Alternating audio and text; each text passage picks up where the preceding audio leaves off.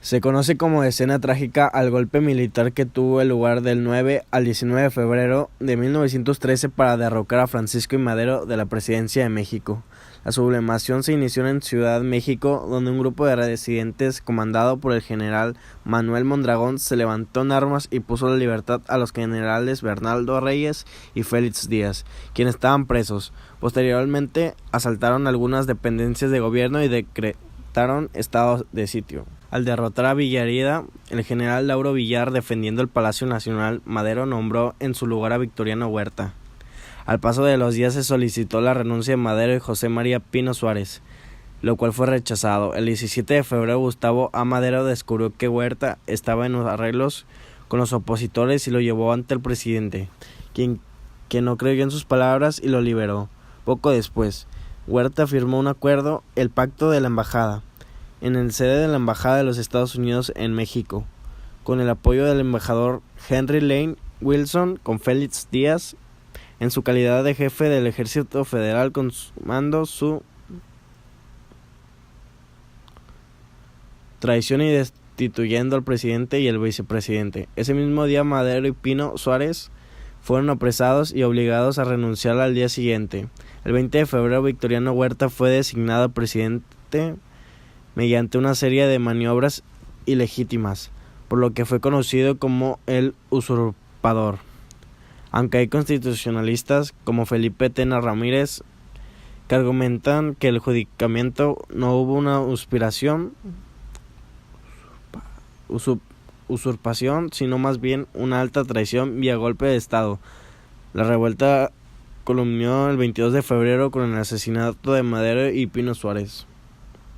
Francisco I. Madero llegó a la presidencia de México, mantuvo vínculos con personas afines de Porfirio Díaz, tratando de mantener la estabilidad económica, social y de preservar la inversión extranjera. No realizó grandes reformas en la infraestructura de gobierno y conservó intacto el ejército federal porfirista, licenciando a las tropas rebeldes. Esto causó que perdiera el apoyo de muchos revolucionarios que consideraban que no se identificaban con clases marginadas. Los hacendados tampoco estaban contentos, ya que esperaban medidas más enérgicas para frenar la revolución campesina zapatista. La prensa lo hizo objeto de críticas que a veces rayaron en la ridiculización, lo que fue debilitado su fuerza política. Cuando algunos revolucionarios lo abandonaron, lo llamó el general Victorio Huerta para luchar contra Pascual Orozco y Emiliano Zapata, que se habían levantado en armas. Las élites militares se sumaron a la oposición buscando la oportunidad para derrocarlo. Entre los dirigentes de Estado Movimiento estaban el general Rebel Reyes y el general Félix Díaz. A ver, espérame. Y contaba con el apoyo de los porfiristas en el exilio. Después de romper las relaciones con Madero, Bernardo Reyes se refugió en Santo Antonio, Texas, e intentó organizar desde allá un levantamiento. El 16 de septiembre de 1911 proclamó el Plan de la Soledad, que no consiguió apoyo en Estados Unidos ni en México, al ver que su intento resultó fallido. Regresó derrotado a México y se entregó voluntariamente el 25 de septiembre de 1911 en Linares, Nuevo León, desde donde fue trasladado a la cárcel militar de Santiago de Tlatelolco. Félix Díaz encabezó otro levantamiento en Veracruz el 16 de octubre de 1912, con la intención de establecer el antiguo régimen, pero fue contenido rápidamente por las fuerzas federales y encarcelado en la penitenciaría de Lecumberri.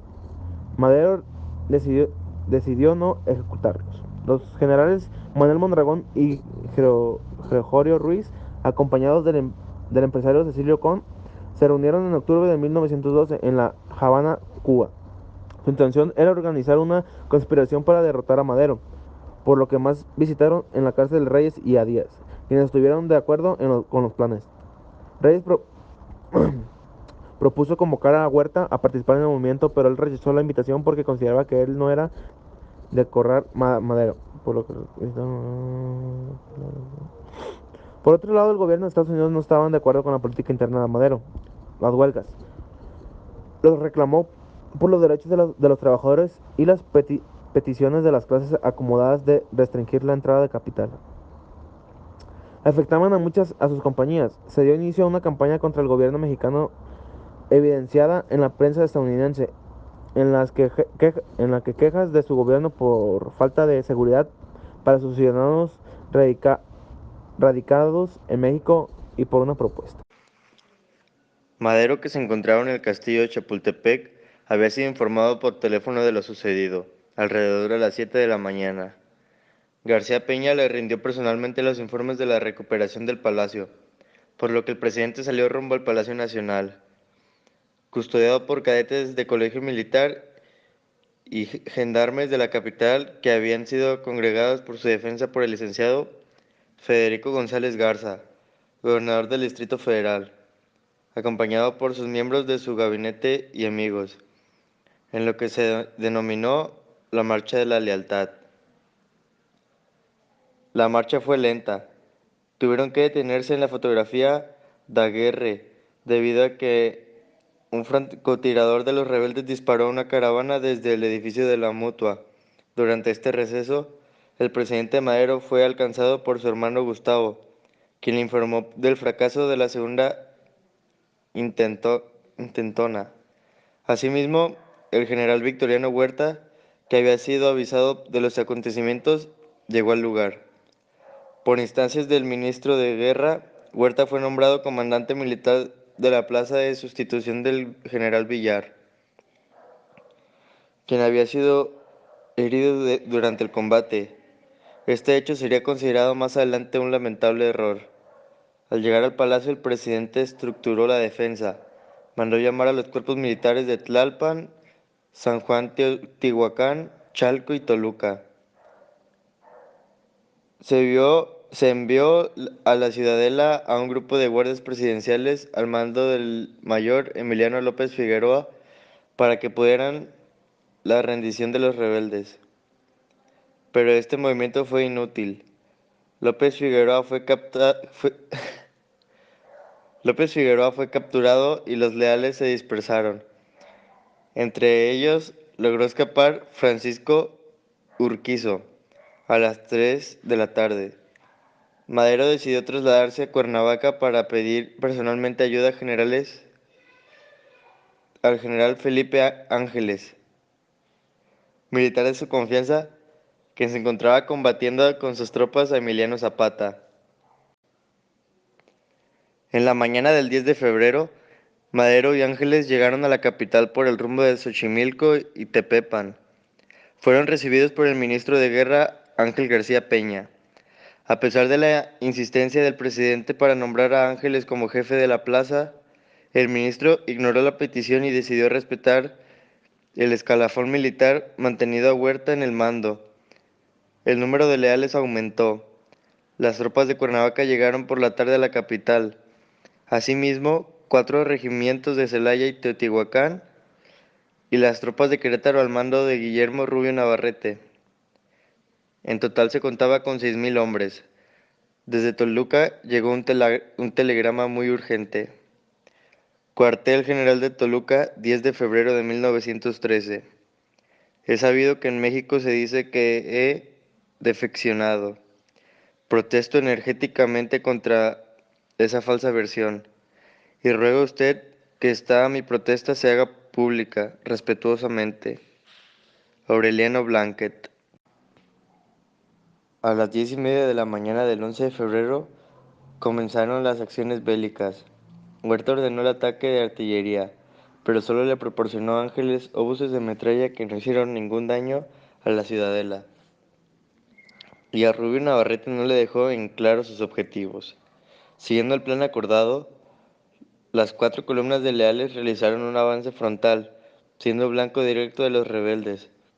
De acuerdo con Urquizo, quien fue testigo de los acontecimientos, solo siendo muy animal se podía creer que pudiera tomarse una fortaleza montados a caballo y caminando por un lugar barrido por las ametralladoras. Las calles quedaron llenas de cadáveres de hombres y caballos. Ese día hubo más de 500 muertos y heridos.